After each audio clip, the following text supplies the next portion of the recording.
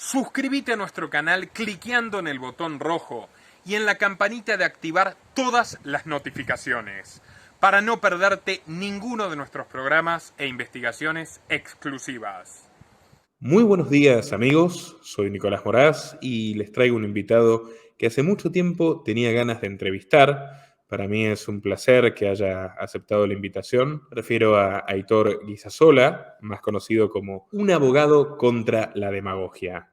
Dueño de un importante canal de YouTube que muchísimos de ustedes ya conocen. Abogado hace ya 30 años y CEO de Defensa y Reclamación Legal SL. Muy bienvenido, Aitor. Hola, muchas gracias por invitarme, gracias a ti. Quería comenzar preguntándole, usted tiene una larga trayectoria en el ejercicio del derecho, ¿cómo comenzó su idea o cómo surgió su idea de difundir en YouTube? Bueno, la verdad es que ha sido un poco carambola, la verdad, porque empecé haciendo un poco en plan broma, porque un hijo, pues digamos que como se dice vulgarmente, me vaciló y me dijo, a ti nadie te va a hacer caso en YouTube. Y entonces se me ocurrió la idea de abrir un canal de fitness y alimentación, entrenamiento y tal.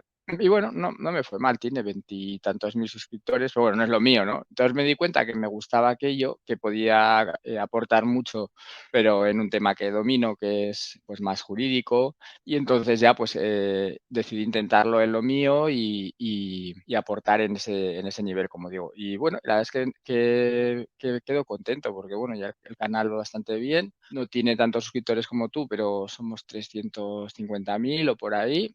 Y la verdad es que, bueno, teniendo en cuenta mi edad y esas circunstancias que no son las más propicias para ser youtuber, pues estoy bastante contento, la verdad. Ha sido muy importante su labor concientizando sobre los derechos cívicos que fueron pisoteados durante el encierro masivo. Quería preguntarle cómo lo interpreta usted desde la perspectiva jurídica y desde la perspectiva de ciudadano perjudicado, lo que nos ha ocurrido en todo el mundo simultáneamente durante 2 años. ¿Fue un antes y un después desde su punto de vista para nuestra sociedad occidental? Bueno, hay que entender, lo primero, que no pasó en todo el mundo, eso es lo que nos quieren hacer creer para que nos parezca normal, pero no es así.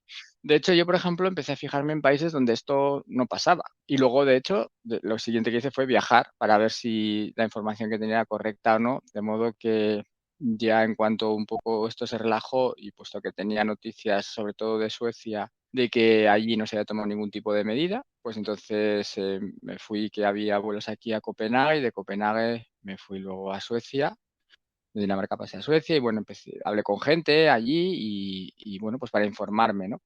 Y entonces lo curioso es que hablabas allí con gente y te decían, pues yo no entiendo cómo en España habéis dejado que os encierren, pues no entiendo cómo os han puesto esas cosas en la cara obligatoriamente, y no entendemos cómo se han podido cerrar los negocios, aquí no han hecho nada y no pasó nada. De hecho, pasó menos que en ningún lado. Bueno, tampoco menos que en ningún lado, no voy a exagerar, pero menos que en muchos sitios, menos que en España, por ejemplo, sí. Y entonces, pues empiezas a pensar y dices, no, esto no ha pasado en todo el mundo, eso es lo que nos quieren vender aquí para justificar el atropello a nuestros derechos y libertades que han hecho los políticos.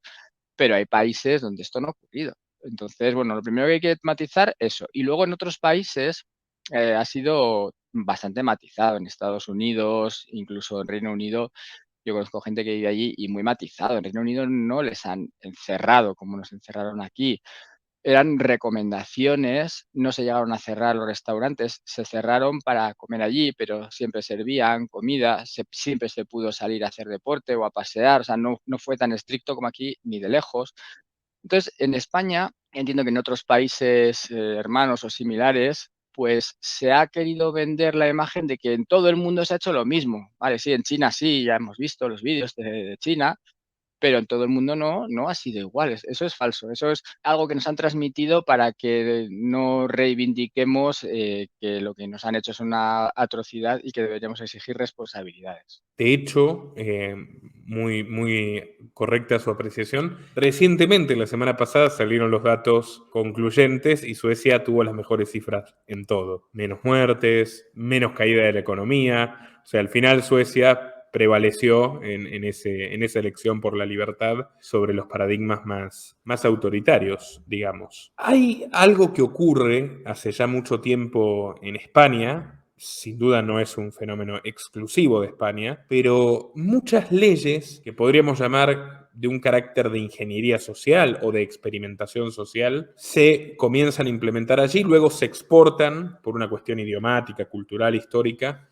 a América Latina. Eso lo vimos muy patente durante los gobiernos de José Luis Rodríguez Zapatero y lo seguimos viendo hasta el día de hoy. Prohibiciones, regulaciones, la ley de violencia contra la mujer, que en realidad, corríjame si me equivoco, es en gran medida una vulneración de la presunción de inocencia y de la igualdad ante la ley, y muchos otros instrumentos legislativos con los cuales el Estado se entromete o comienza a entrometerse en esferas íntimas y privadas de la vida de las personas. ¿Por qué cree que esto ocurre y cómo ha sido la progresión o cómo es que muchos españoles o la mayoría de los españoles ha permitido o ha consentido que se avance de esta forma contra sus derechos fundamentales? Bueno, yo creo que, a ver, todo, yo por lo que veo, todo lo que ha sido la pérdida de derechos fundamentales en lo que es Occidente, por decirlo de alguna forma, empezó claramente en 2001, ¿no? Yo lo viví así, porque yo, por ejemplo, me acuerdo que estuve en un año antes en Estados Unidos, estuve en las Torres Gemelas, subí, es más, hasta crucé el Pentágono, cosa que poca gente ha hecho de mi país y lo vi por dentro, lo crucé, me lo dejaron ver. Bueno, llegó 2001, pasaron los atentados del 11S y de repente, por ejemplo, aceptamos, pero eso ya es en todo el mundo, ¿no? Que en el aeropuerto carecemos de derechos, básicamente. De repente es una zona donde ya no tienes derechos. Te pasan por un arco, te pueden llevar donde quieren, te pueden, hablando en plata, meterte hasta la mano por o sea, donde quieres. O sea, de repente eres un ser sin derechos y se ha aceptado de buen grado por la sociedad, porque claro, es que es muy peligroso el aeropuerto. Pues es que tontería, ¿no? Y si montas en un tren, puedes hacer lo mismo en un tren, en un autobús, coges una camioneta ahí, como se hizo aquí en Barcelona, pues puede atropellar a la gente en las Ramblas. O sea, a ver, lo de los aviones no tiene ninguna justificación razonable, pero es así, ¿no? Entonces ya una vez yo tengo la sensación que desde 2001 ya me entré en un aeropuerto y de repente me sentía como desnudo, como sin derechos. Aquí ya esto es zona de nadie. Pueden hacer conmigo lo que quieran porque me dicen, no, tienes no sé qué, en el país que sea, es igual.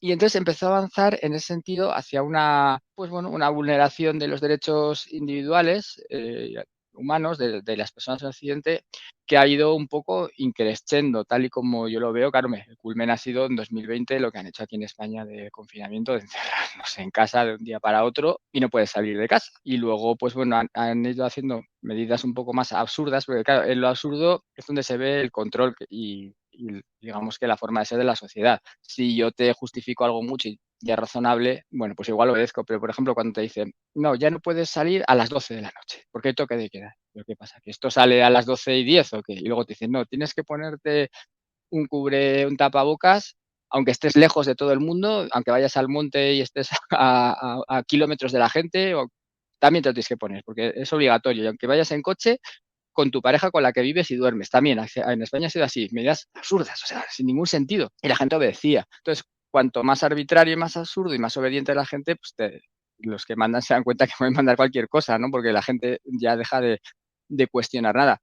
Y entonces, bueno, pues como tú has dicho, bueno, pues dentro de todo esto, pues están sí las leyes que has comentado tú de género, que ahí, por ejemplo, sí que los hombres se han visto privados de determinados derechos que no deberían haberse visto privados, porque, por ejemplo, aquí en España, por protocolo, si tú eres denunciado por una mujer, por determinados temas, solo por denunciarte. Luego ya se verá si sí o si no, si tiene fundamento, si no tiene. Directamente ya te van, te detienen, te pasas una nochecita en el calabozo, después te pasan a disposición judicial y después el juez dice, no, hay que liberarle porque no tiene sentido, tal, pero tú ya eso te lo has comido, ¿no? Entonces ya la vulneración de derechos es flagrante, meramente, pues bueno, por que una mujer pues denuncia a un hombre. Eso no pasa al revés, eso es cierto que si un hombre denuncia a una mujer no pasa. Entonces, ahí se vulnera lo que en la Constitución española es el artículo 14, que es la igualdad de todos ante la ley.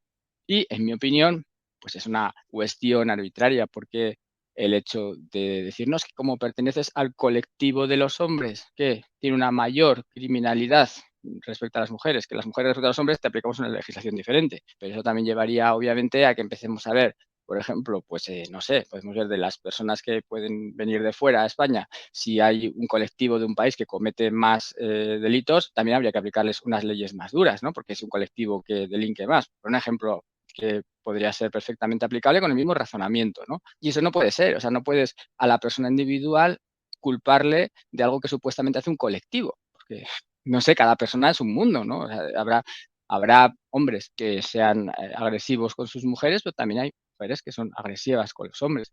Entonces, bueno, ese tipo de cuestiones yo creo que no deberían llevar a la vulneración de, como tú has dicho, el principio de presunción de inocencia, de igualdad ante la ley, etcétera, independientemente de que se tomen todas las medidas adecuadas para proteger a las personas que puedan estar en peligro, ¿no? La llamada perspectiva de género es un condicionamiento político a los magistrados también, ¿verdad? A ver, eso está impuesto. O sea, aquí en España hay formación en perspectiva de género en todo, o sea, en todo. Y se quiere exigir eso, que a la hora de imponer sentencias, como a la hora de muchísimas otras cuestiones, ¿no? Sociales, haya una perspectiva de género. Y bueno, pues ya es una especie de imposición política que se incluye en la formación, tanto de muchísimas, de la policía, de jueces, fiscales, o sea, ya es algo estandarizado, ¿no? Y puede que muchas personas, más allá de que parta el proceso con una inequidad frente al hombre, puede que muchas personas sean sentenciadas incluso injustamente por una presión política, social de las ONGs, digamos, de los grupos políticos de género. A ver, yo creo que en general no, en general. Ha habido casos particulares, aquí hubo un caso muy mediático, que fue el caso de La Manada, no sé si llegaríais a escucharlo por ahí, porque fue muy Algo sí, pero mediático, salió en todos los medios, claro, ahí ya salieron los políticos a la calle, hubo manifestaciones muy grandes, la izquierda política de España pues se apropió del caso para exigir condenas muy duras contra las personas que habían estado implicadas. Fue un caso un poco raro, vamos a decirlo así, fue extraño, no fue claro, pero las penas que se impusieron fueron muy duras. Y luego hubo otras manadas, por decirlo de alguna manera, otros casos similares que también llevaron aparejados todos los chicos penas muy, muy duras, en casos en los cuales pues yo he estudiado los temas. Algunos de ellos había dudas claras de que realmente no hubiera habido un consentimiento para la participación. Bueno, sí que es cierto que en algunos casos concretos la presión política y social artificial creada desde los colectivos de izquierda, yo creo que tuvieron peso a la hora de dictar estas resoluciones, porque claro, si no hubieran sido muy escandaloso y hubiera habido incluso revueltas, ¿no? En casos de absoluciones y eso. Ahora, en general, yo creo que no. Otra cosa es que, por ejemplo, en España, yo no sé la legislación argentina, se ha modificado la ley recientemente, unos años, pero no muchos, 4 o así, 3, 4, en el sentido de que una mera denuncia por parte, por ejemplo, de la pareja de un hombre hace que ya te retiren la custodia de los hijos. La denuncia sin condena, lo cual ya es una pena anticipada, porque aunque luego te absuelvan, a priori te quitan la custodia, lo cual a priori puede significar que te quiten también la vivienda, porque habitualmente los hijos pueden llevar la vivienda consigo, porque al final son los que tienen el derecho, ¿no? Entonces, en ese sentido, sí que hay un problema que yo veo de igualdad ante la ley. esto, en cierta forma, podríamos decir que incide en el problema demográfico también, ¿no? Porque es un elemento disuasorio de las personas para relacionarse entre sí. O sea, un hombre puede salir muy perjudicado de elegir la convivencia con una mujer, formar familia, o sea, es un escenario un poco desfavorable, ¿no? Bueno, eso es particular de cada uno ya, ¿no? Entonces, no lo sé, tampoco yo creo que tenga que disuadir, pero bueno, sí hay gente que hablas con ella, yo ya no lo sé a nivel particular, que dice yo no quiero líos o yo no quiero rollos, pero bueno, eso ya yo creo que son cuestiones, o sea, en gente muy concreta. La mayor parte de la gente yo creo que en general no tiene muchos hijos, no tiene hijos por una cuestión económica y porque es carísimo en España la vivienda y porque un hijo sale muy caro y claro, para poder tener un hijo hay que tener una situación económica a cierto punto un poco desahogada y a ver ahora pues de la gente joven quién puede plantearse tener 3 hijos. Porque como están las cosas, al precio de que están las viviendas, los alquileres, todo es una situación pues bastante imposible, ¿no? ¿Cómo definiría el gobierno de Sánchez, bueno, que es también la coalición, ¿no?, del Partido Socialista y de Podemos, ahora con un faccionamiento adicional que es Sumar, pero cómo definiría esta huella de 5 años de Sánchez en la Moncloa? ¿Qué precio ha tenido que pagar el español promedio por todo digamos, este periodo? Bueno, a ver, yo siempre digo lo mismo, para mí no hay diferencia entre el Partido Socialista, el Partido Popular, que son los dos que gobiernan siempre en España, y entre el presidente que sea de el partido hipotéticamente rojo de izquierdas, que es el PSOE, y el azul, que es el PP. A ver, son el mismo. Es un pequeño engaño para la gente. El mismo partido, yo lo llamo siempre el PP-PSOE. Y entonces no es cosa de que Sánchez, el precio del anterior fue que pagamos 100.000 millones de euros que todavía estamos pagando por rescate bancario famoso de España. Ese fue el precio que todavía seguimos pagando por Rajoy y el Partido Popular. Ahora Sánchez nos ha endeudado más. Luego algunas leyes de estas que comentamos de género, tema, pero el que viene Feijóo no las va a derogar, de hecho que está conforme con ello. Entonces, si son tal para cual, no veo que haya diferencias entre ambos partidos, salvo matices. Ciertamente, ¿no? Además no derogaron nada, ¿no? Mariano Rajoy no derogó nada de lo que aprobó Zapatero. Como usted dice, es casi imposible que Feijóo derogue toda la batería de medidas que implementó Sánchez. No va a derogar alguna cosa de escasa importancia. Quizá modifique en algo la ley trans, pero es pues bueno, pues alguna cosa, porque aquí en España ahora con la nueva ley trans, pero todavía no está en vigor en realidad, porque está encontrando grandes dificultades en su aplicación. Entonces ya pues cualquiera se puede cambiar de género por su mera voluntad, pero no se está haciendo, de hecho, se está impidiendo por los registros, porque es una auténtica, vamos a decirlo claro, es una auténtica barbaridad.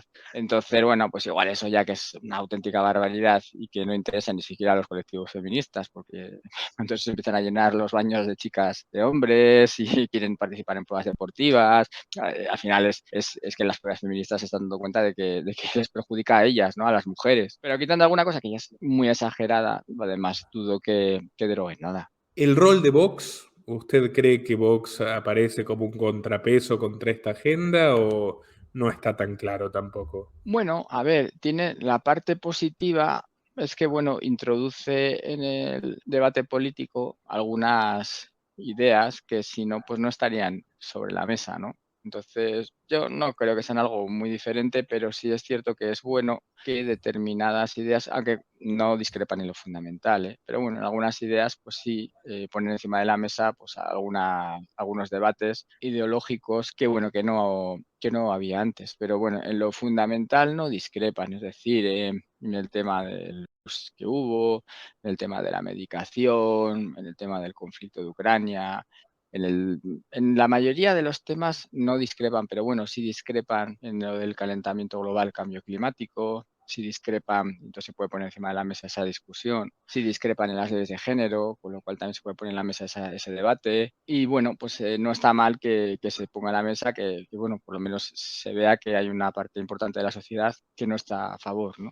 Y mencionaba la cuestión del ecologismo, ¿verdad? Y las políticas autoproclamadas ecologistas. ¿Es cierto que ha existido una destrucción de represas por parte de este gobierno supuestamente tan preocupado por lo verde y que esto ha endurecido la sequía en varios lugares rurales de España? A ver, lo de la sequía es una cuestión muy extraña porque es cierto que hay sequía, es cierto que no se hacen más embalses, a ver si hay sequía, es cierto que no se hacen más desaladoras. España es un país rodeado de mar y el agua, pues, obviamente, de mar se puede desalar, no es un proceso extremadamente complejo y tienes agua, o sea, tienes todo el agua que quieras, no estamos en un país que no tenga mar, estamos enteros rodeados de mar. Sin embargo, están constantemente con el mantra de la sequía y luego han destruido bastantes más que presas azudes, que son, pues bueno, no son presas en realidad, pero son pequeñas, eh, pues bueno, diques de contención de agua en el camino de determinados ríos que no dan, digamos, servicio para poblaciones grandes, pero sí para pequeños pueblos, para regadíos. Entonces, aunque no son presas grandes y destrucción de presas grandes masivas, sí que se ha destruido mucho azud. de este tipo y se ha privado de agua pues esas zonas pequeñas, rurales y agricultores, lo cual pues bueno, todo ello unido al gran negocio del agua que se está montando en España, de las concesiones, del hecho de que haya que pagar por el agua, pues bueno, lleva a pensar, por lo menos en principio, mi opinión, que se está intentando convertir el agua en el nuevo negocio del siglo XXI, porque a todo el mundo le hace falta y claro, las cosas cuanto más escasas son, más caras son. Entonces interesa pues eso, que haya escasez de agua para que el agua sea cara y los propietarios del agua, pues como siempre, se enriquezcan a costa de la gente, ¿no? Es notable como mientras la España rural tiene esos problemas, la España urbana paga unos costos altísimos de energía eléctrica, en gran medida por las renovables, ¿no? Se le ha subido la carga tributaria a los autónomos de una manera asfixiante, se ha impedido de trabajar a muchísimas personas durante 1 año y medio, 2, y la agenda de Sánchez no la disimula, ¿no? Recibe un día Bill Gates, otro día Harari, es notable. Alex Soros, pareciera como que gobierna mirando al exterior, buscando la aprobación ajena. Algo que por supuesto se repite también aquí en la Argentina, en México, no es una novedad, pero ¿cómo ve usted la influencia de los lobbies extranjeros hoy en la política española? Bueno, respecto a lo primero que me has comentado, yo siempre he tenido trabajadores, ¿no? En mi empresa se llega a tener un máximo de 15 o así. Es una empresa de servicios jurídicos y yo desde que estos últimos 5 o 4 años estoy reduciendo plantilla, lo que no había hecho nunca, y estoy intentando quitar gente, ¿no? Pues porque los costes que ahora mismo, o sea, los de los autónomos, yo soy autónomo también, los costes me han subido mucho, pero el coste de cada trabajador ha subido muchísimo. Este mes en concreto he pagado casi 1.500 euros más de seguros sociales, o sea, de cuotas al Estado de la seguridad social de los trabajadores. No es que los trabajadores ganen más, sino que tengo que pagar mucho más al Estado por tener contratados a los trabajadores, lo cual a mí me encarece, claro, eso me encarece casi un trabajador y para pagarlo, pues al final acabas reduciendo plantilla porque cada vez es más caro. Esto en concreto ha sido consecuencia, la última subida ha sido pues por un reajuste que han hecho en las pensiones. Al final suben las pensiones, pero lo pagamos los mismos. O sea, entonces el problema está en que toda la carga va sobre la espalda de los mismos, de los autónomos y de los pequeños empresarios. Entonces, bueno, pues es asfixiante España ahora mismo y contratar gente es de locos lo carísimo que sale por todo lo que hay que pagar al Estado. Y luego los impuestos que paga, y una persona como yo, pues yo puedo pagar fácil alrededor de un 70-75% de lo que gano en impuestos. Es decir, que 3/4 partes de lo que yo gano trabajando es para el Estado.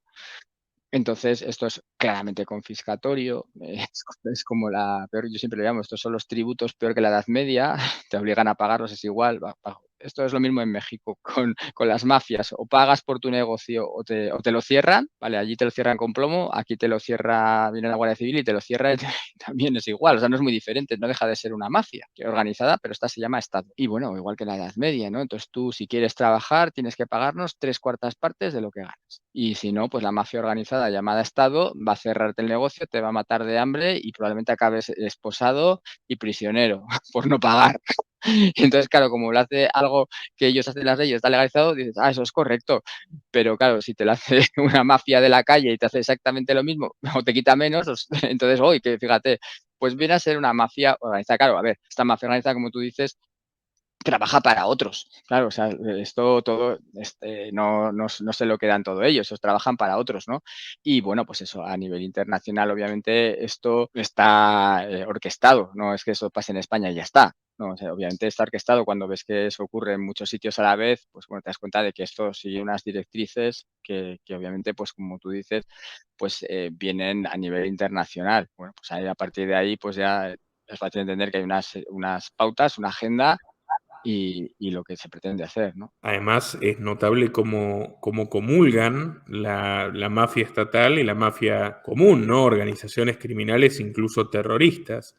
¿Cómo se explica el pacto del gobierno de Madrid, del gobierno de España, con Bildu, que es la cara institucionalizada de la ETA, ¿no? De la organización que tantas personas ha matado en los 80s, en los 90s en España? Bueno, a ver, yo eso es algo que es muy claro, es legal.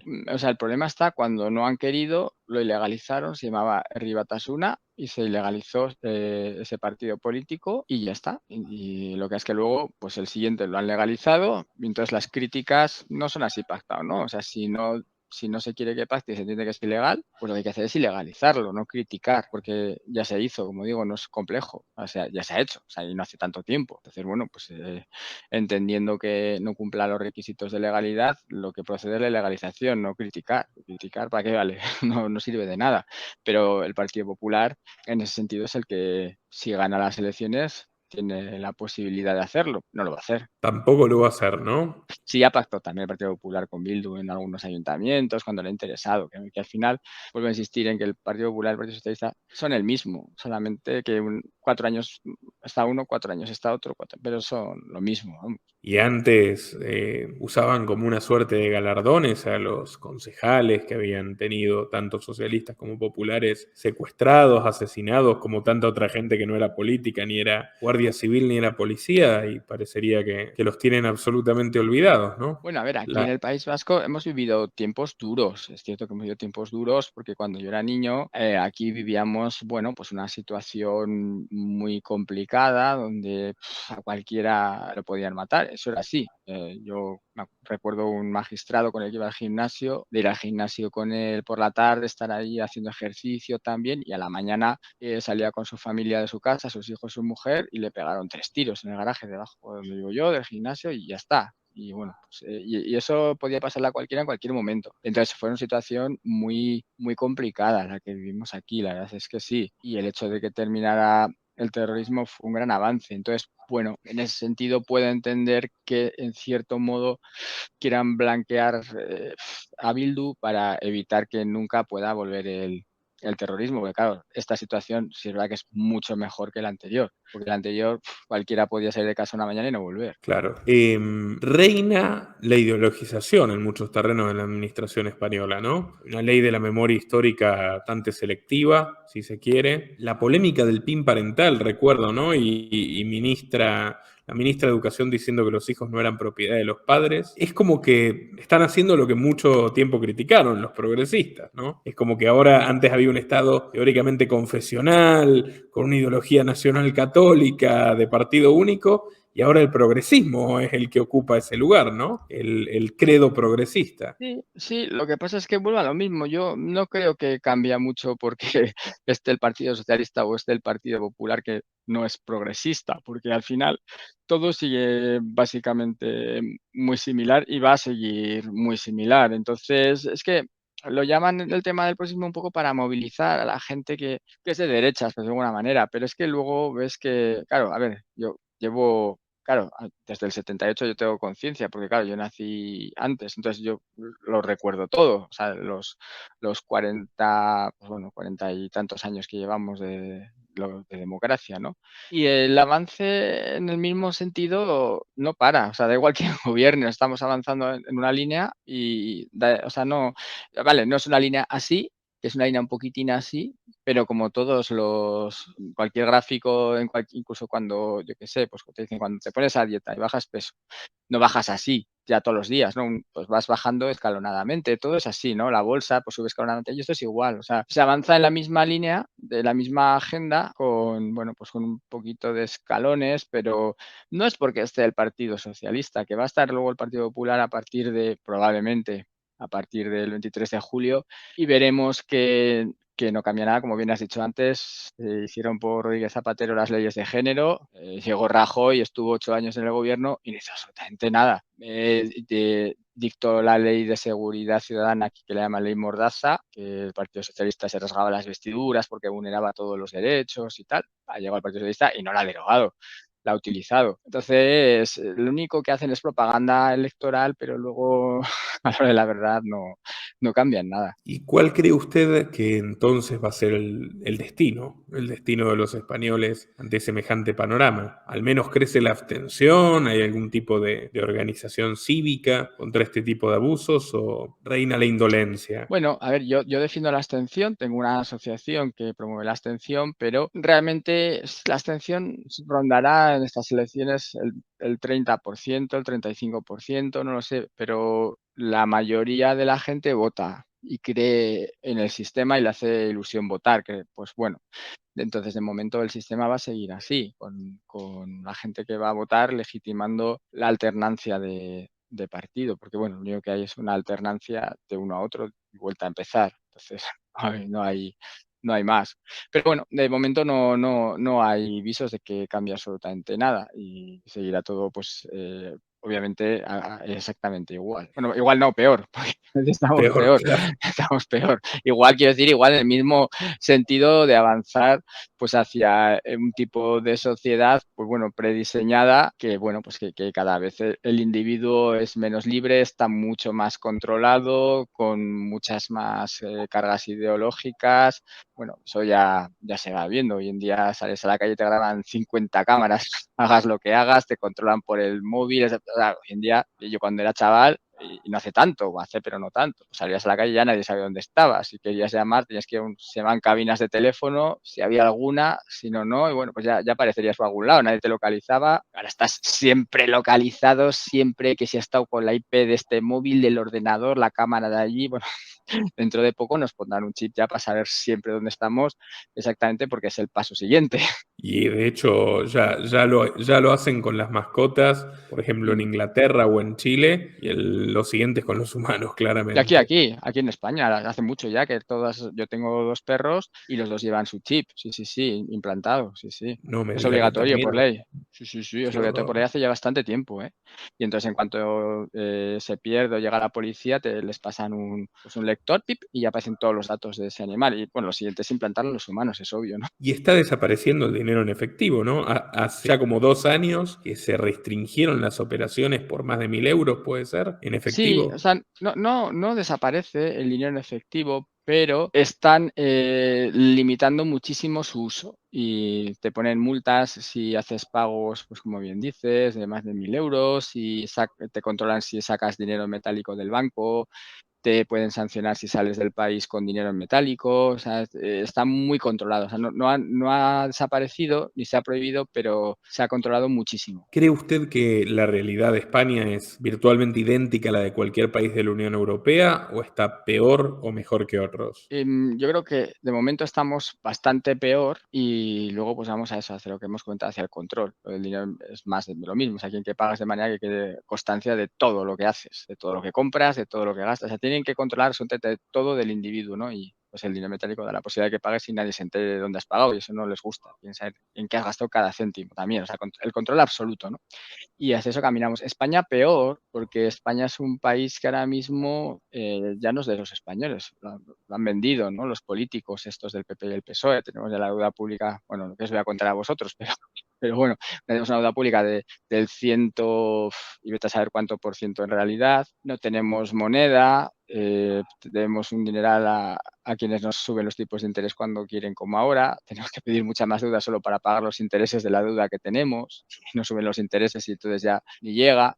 Y entonces estamos, pues bueno, pues ahora mismo teniendo que obedecer todo. Poniendo el ejemplo de Suecia que hemos dicho antes, claro, no tienen que obedecer como nosotros. ¿Por qué no han obedecido? Pues tienen su moneda, tienen una deuda pública de un 30%, o sea, deben poco dinero, son mucho más independientes a la hora de obedecer, pues si no obedecen no tienen las consecuencias que tenemos nosotros, porque han sido más inteligentes y, bueno, por ejemplo, conservar la moneda ha sido fundamental. Países como Suiza, Suecia, Dinamarca tienen su moneda y eso te da muchísima independencia como país. España no, España se plegó y no tenemos moneda, lo cual te deja vendido. Están los defensores del euro que dicen que se integró un mercado mucho más rico, más grande, pero a su vez perdió autonomía y competitividad, ¿verdad? Pero a ver, lo que pasa es que los países que nos han integrado en el euro, o sea, el perder tu moneda no te añade ninguna ventaja. Ahora mismo, bueno, hemos visto que Reino Unido se ha ido de la Unión Europea, pues por tanto toma esa decisión, pero tienen la libra, nunca la han dejado. O sea, se puede estar dentro de la Unión Europea sin adoptar el euro como moneda propia, pero puedes hacer luego intercambios comerciales en euros o en dólares o en rublos, en lo que quieras. Pero claro, el hecho de perder tu moneda te hace muchísimo más esclavo del emisor de esa moneda, ¿no? Que es el que decide todo. Entonces, pues eso, yo, pues sí, ya digo, yo envidio países que no tienen ningún problema, sino al contrario, están mucho mejor que nosotros, pues eso, bueno, puede ser Suiza, Suecia, Dinamarca, países que han conservado su moneda, incluso Reino Unido, con sus historias, pero bueno, cuando ha podido irse de la Unión Europea es porque tenía la libra. Si no, nunca puedes, ya te han esclavizado. Es imposible salirte si no tienes moneda. Ya tenemos claro, digamos, que las elecciones generales de julio no van a cambiar demasiado el día a día de los españoles, pero por lo menos sorprende ver la progresiva descomposición de la coalición de gobierno, ¿no? Se están matando entre ellos. Yo veía hace un rato un video suyo, Yolanda Díaz contra Irene Montero, ¿no? Irene, la esposa de Pablo Iglesias, ministro de la Igualdad, y había sido Yolanda Díaz, creo que puesta allí por Pablo para reemplazarlo, ¿no? Como vicepresidente de gobierno, pero ya hay un fraccionamiento, ¿no? ¿Nos podría explicar un poco la situación para los que no están en España? Bueno, a ver, en España se ha radicalizado muchísimo la política y ahora vivimos en dos bandos, el radical de derechas y el radical de izquierdas, ¿no? El centro ahora mismo no existe. Si tú eres un poco moderado, centrado, nada, no tienes nada que hacer. O sea, te tienes que radicalizar y cuanto más radical, pues mejor. Y pues Irene Montero y Pablo Iglesias son de extrema izquierda. Pues, Yolanda Díaz es comunista, admiradora de Hugo Chávez, bueno, declarada abiertamente comunista, o sea, es muy radical de izquierdas.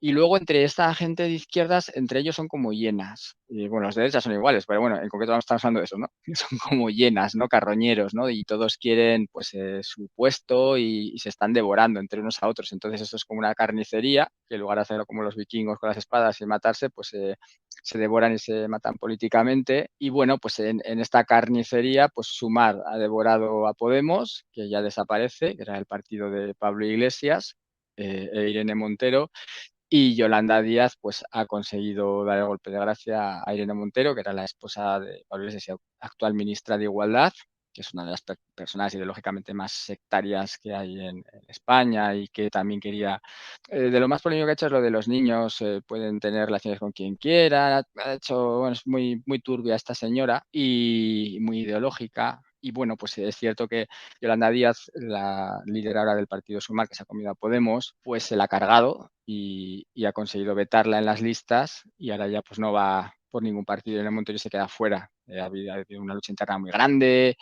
y ha habido muchísimo ahí y al final ha conseguido dejarla fuera. Son cuestiones personales, meramente. Al final, la ideología que tienen viene a ser parecida, pero bueno, ya digo que es que, claro, ahí se han estado matando por los puestos, porque hay los puestos que hay, todos quieren ocuparlos y bueno, pues ya digo, tienen que ir rodando cabezas para que haya silloncitos para todos. La derecha tuvo su show, también su telenovela con la trama de espionaje de Pablo Casado sobre Ayuso, ¿no? Que eran íntimos amigos hasta que un día empezó a hacerla espiar por un detective privado, ¿no? Sí, parecidos, y ya digo que es que sí, son iguales, son, y Ayuso también es la extrema derecha, o sea, aunque es del PP, se ha escorado mucho para no diferenciarse de Vox. Ahora mismo me dices que Ayuso es de PP porque es más moderada que Vox y para nada, es igual, exactamente el mismo discurso idéntico, ¿no? Por eso ha conseguido mayoría absoluta ahora en la Comunidad de Madrid y se ha comido los votos de Vox, porque Vox no tiene más que decir que lo que dice Ayuso. Y lo mismo, bueno, pues ha habido también una carnicería interna, el anterior líder del Partido Popular cayó y pusieron al que tenemos ahora, Núñez Feijóo, y bueno, pues sí, es parecido. Lo que hace quizá en la izquierda está siendo más largo y está siendo más público. La derecha lo solventó bastante rápido, se lo cargaron bastante rápido, pusieron otro bastante rápido y no fue tan espectáculo como esto, que está siendo un auténtico espectáculo.